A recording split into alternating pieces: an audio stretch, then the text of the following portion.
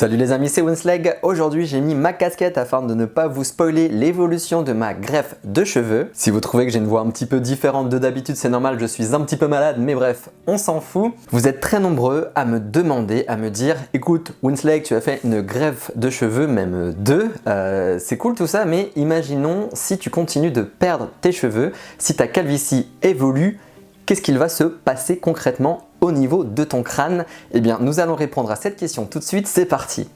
Les tutos de Winsleg. Je vous en ai déjà parlé, lorsqu'on fait une greffe de cheveux, le risque, on va dire, c'est que la calvitie continue d'évoluer et de se retrouver qu'avec les cheveux greffés qui, eux, ne tomberont pas, puisqu'ils ont été prélevés au niveau de la couronne hippocratique à l'arrière du crâne, et ces cheveux-là sont programmés génétiquement pour ne jamais tomber. Donc lorsque la calvitie évolue, si on est amené à être quasiment chauve, il va nous rester les cheveux greffés, et les cheveux natifs, eux qui étaient déjà là, qui n'ont pas été greffés, vont tomber. C'est pour ça qu'il est très important de bien gérer sa zone donneuse, donc déjà que l'extraction se fasse correctement par des professionnels, mais surtout de ne pas tout prendre trop tôt, afin de pouvoir accompagner l'évolution de sa calvitie et de pouvoir faire des retouches si on en a besoin dans le temps. D'ailleurs, si vous me découvrez à travers cette vidéo, n'hésitez pas à consulter mes autres vidéos sur la greffe de cheveux, je vous mets le lien dans la description de celle-ci. Maintenant, pour répondre à la question que se passe-t-il si la calvitie continue d'évoluer après une greffe de cheveux, eh bien nous allons y répondre tout de suite grâce à la vidéo d'un YouTuber qui s'appelle Daniel. Je ne sais pas si je prononce bien, c'est un YouTuber allemand qui a sorti une vidéo en décembre 2020 dans laquelle justement il se rase le crâne après une greffe de cheveux. Il a commencé à perdre ses cheveux très tôt, vers l'âge de 14 ans.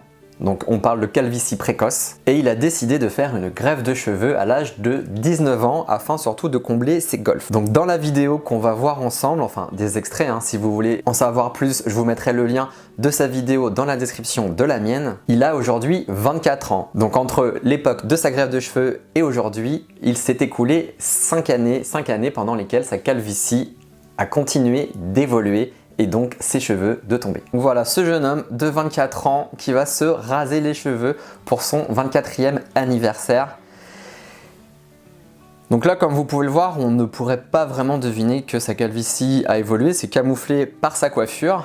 D'ailleurs, je vous conseille vraiment d'aller voir sa vidéo parce qu'il est vraiment très marrant, il prend ça avec beaucoup de simplicité et beaucoup d'humour. Et je le félicite parce qu'il faut vraiment être très courageux pour montrer ça en vidéo devant des millions de personnes. Donc là, comme vous pouvez le voir au niveau de son crâne, ça y est, on peut voir qu'il reste que les cheveux greffés au niveau des golfs, mais qu'au niveau du crâne, eh bien malheureusement en 5 ans seulement, la calvitie elle a complètement évolué et son crâne au niveau du milieu là est totalement chauve, enfin quasiment quoi, il reste que des tout petits cheveux très fins. Donc pour freiner l'évolution de sa calvitie, on peut par exemple utiliser du minoxidil. Attention, il faut bien demander conseil à son médecin. Mais ça ne va pas stopper la calvitie, ça va juste beaucoup la freiner, mais c'est tout. Ce n'est pas non plus un médicament miracle. Après, il y a d'autres médicaments comme le Propecia à base de finastéride, mais vous connaissez mon avis là-dessus, avec les effets secondaires, personnellement, je ne le recommande pas du tout. Après, chacun est libre de faire ce qu'il veut. Et je vous rappelle que c'est un médicament qui vient d'être classé dans les médicaments à risque en termes de bénéfice-risque. Donc là, on va avancer au passage où il se rase les cheveux, comme ça on va voir un petit peu plus en détail ce que donne un rasage de crâne après une greffe de cheveux lorsque la calvitie évolue. Voilà, donc là, comme vous pouvez le voir, on voit très bien les zones qui ont été greffées devant. Il prend vraiment ça avec beaucoup d'humour, je trouve ça vraiment cool. Et je pense qu'il a, enfin, c'est même sûr, il a eu raison de le faire parce que bon, il avait vraiment un gros trou sur le crâne et puis il se faisait une coiffure pour tout camoufler, mais ça devait être un stress énorme pour lui tous les jours. C'est pas viable au quotidien quoi. Donc là, j'ai mis pause, comme vous pouvez le voir, au niveau des golfs là, ça fait vraiment deux triangles un petit peu de chaque côté. On voit vraiment bien les cheveux qui ont été implantés ici et le reste du crâne qui est vraiment tout chauve. On va avancer un petit peu plus loin. Je ne vais pas vous montrer toute la vidéo, l'intérêt c'est que si elle vous intéresse, que vous alliez la voir, je ne veux pas lui voler des vues entre guillemets.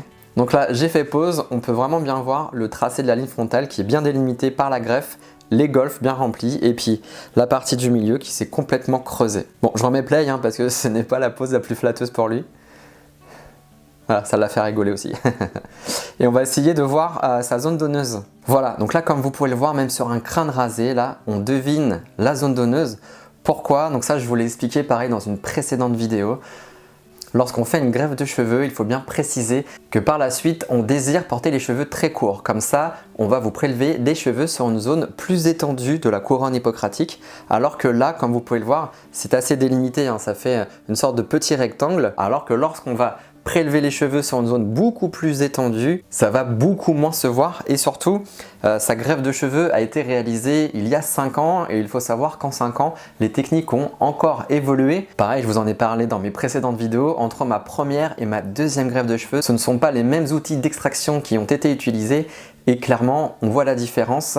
Au niveau de ma première greffe de cheveux, on devine justement un petit rectangle comme ça parce qu'en plus à l'époque, j'avais dit que je ne portais jamais les cheveux très courts. Du coup, on avait prélevé les cheveux dans cette zone qui est la zone un peu premium, on va dire, de la couronne hippocratique. Et lors de ma deuxième greffe de cheveux que j'ai réalisée il y a quelques mois, là on a utilisé un outil qui est robotisé, qui fait beaucoup moins saigner, qui permet de cicatriser plus vite et surtout beaucoup mieux et qui laisse quasiment aucune trace. Donc entre cette nouvelle technique et le fait de prendre les greffons sur une zone plus étendue, et bien maintenant même sur cheveux très courts, on peut ne rien voir. J'arrête là sa vidéo. Si vous voulez voir le résultat final, donc il se rase bien nickel pour montrer ce que ça donne à la fin, je vous invite à aller voir sa vidéo. Je vous mets le lien vers celle-ci dans la description de la mienne. Donc tout ça pour vous dire quoi? Faites très attention. Si vous faites une greffe de cheveux, pensez bien à plus tard, à l'évolution de votre calvitie. Si vous êtes très jeune et que par exemple vous décidez de descendre beaucoup votre ligne frontale